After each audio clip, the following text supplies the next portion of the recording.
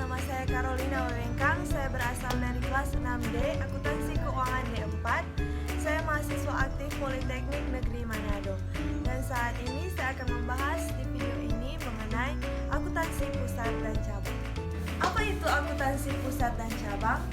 Di video ini saya akan menjelaskannya secara detail. So, keep watching and stay tuned. Hai guys, di sini saya akan menjelaskan tentang hubungan antara kantor pusat dan kantor cabang. Hubungan antara kantor pusat atau kantor utama dengan kantor pengembangan atau perwakilan yang skala usahanya lebih kecil dan merupakan bagian dari kantor pusat yang tersebar di daerah-daerah. Saya akan menjelaskan secara detail hubungan antara kantor pusat dan kantor cabang, juga hubungan antara kantor pusat dan juga agen. Yang pertama yang akan saya jelaskan yaitu hubungan antara kantor pusat dan kantor cabang. Struktur organisasi dan kegiatan tidak terlepas dari kantor pusat, sehingga kantor cabang bertanggung jawab penuh atas segala aktivitasnya ke manajemen kantor pusat. Dan yang kedua yaitu kegiatan kantor cabang tidak terbatas pada usaha untuk memperoleh pesanan saja, tetapi juga usaha untuk memenuhi pesanan yang dapat diambil dari persediaan sendiri maupun persediaan kantor pusat. Dan yang ketiga yaitu investasi kantor pusat ke cabang tidak hanya sebatas modal kerja saja, tetapi semua fasilitas yang dibutuhkan dalam mendirikan kantor cabang dan permulaan operasinya kantor cabang. Berikutnya yaitu hubungan antara kantor pusat dan agen. Yang pertama yaitu struktur organisasi dan kegiatan terlepas dari kantor pusat atau hanya berdiri sendiri. Oleh karena itu, satu kantor agen dapat mengageni beberapa perusahaan, sehingga kantor agen tidak bertanggung jawab ke kantor pusat tetapi bertanggung jawab kepada pengelola agen. Dan yang kedua yaitu kegiatan kantor agen tidak terbatas pada usaha untuk memperoleh pesanan dan calon pembeli saja. Dengan demikian, agen hanya sebagai fungsi pemasarannya saja. Dan yang ketiga, investasi kantor pusat ke agen hanya sebatas modal kerja saja. Kita masuk ke dalam sistem. Ada dua sistem yang digunakan dalam pencatatan sistem akuntansi yang digunakan oleh kantor pusat dengan kantor cabang, yaitu melalui sistem desentralisasi dan sistem sentralisasi. Apa itu? Sistem yang pertama yaitu sistem sentralisasi. Sistem ini cocok dipakai apabila kantor cabang letaknya dekat dengan kantor pusat dan kegiatan kantor cabang masih terbatas atau kantor cabang masih relatif kecil.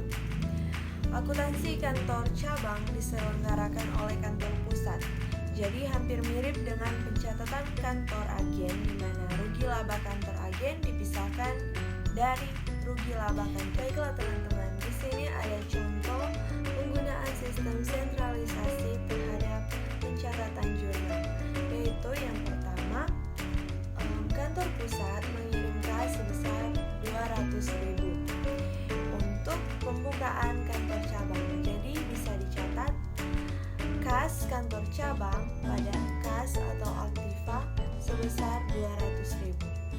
Dan contoh yang kedua yaitu kantor cabang membeli aktiva tetap senilai 150.000 secara kredit.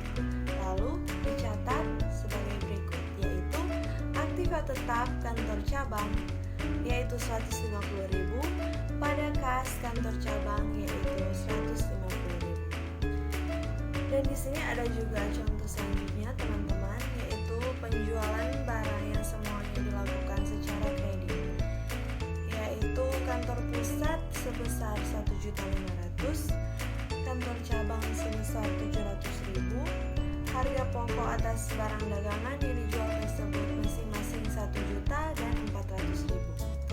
Dan pencatatan yang dilakukan yaitu yang pertama, hutang dagang pada penjualan sebesar 1.500.000, HPP pada persediaan sebesar 1 juta, piutang dagang pada penjualan sebesar 700.000, Dan yang terakhir, HPP pada persediaan 400.000.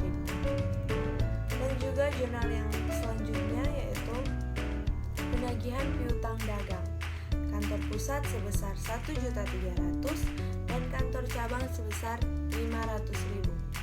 Dicatat seperti ini teman-teman, yaitu kas pada piutang dagang sebesar 1.300.000 dan kas pada piutang dagang juga di selanjutnya yaitu 500.000. Yang kedua yaitu sistem desentralisasi.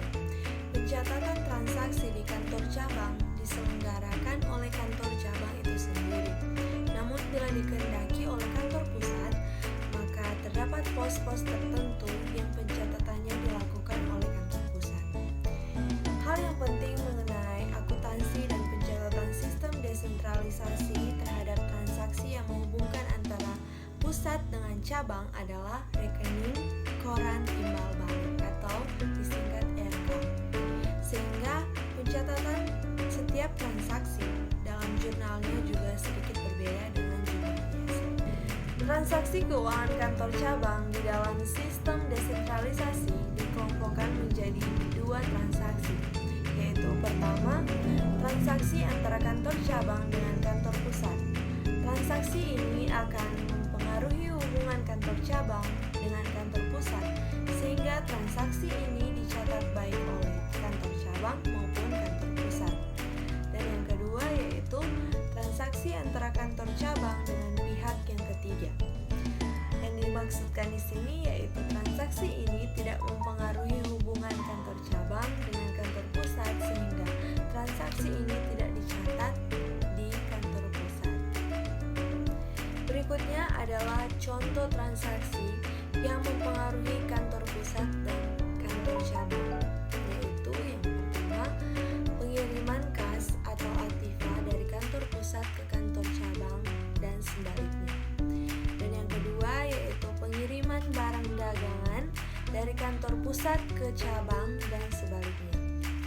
Dan yang ketiga, pembebanan biaya oleh kantor pusat kepada kantor cabang, juga sebaliknya. Dan yang keempat, pengakuan laba atau rugi kantor cabang. Dan yang kelima yaitu penagihan piutang kantor pusat oleh kantor cabang dan sebaliknya. Nah, ini dia keterkaitan antara kantor pusat dan kantor cabang dalam pencatatan jurnal. Contoh yang pertama yaitu ketika kantor pusat mencatat RK kantor cabang pada kas, dan sebaliknya kantor cabang itu mencatat kas pada RKK pusat.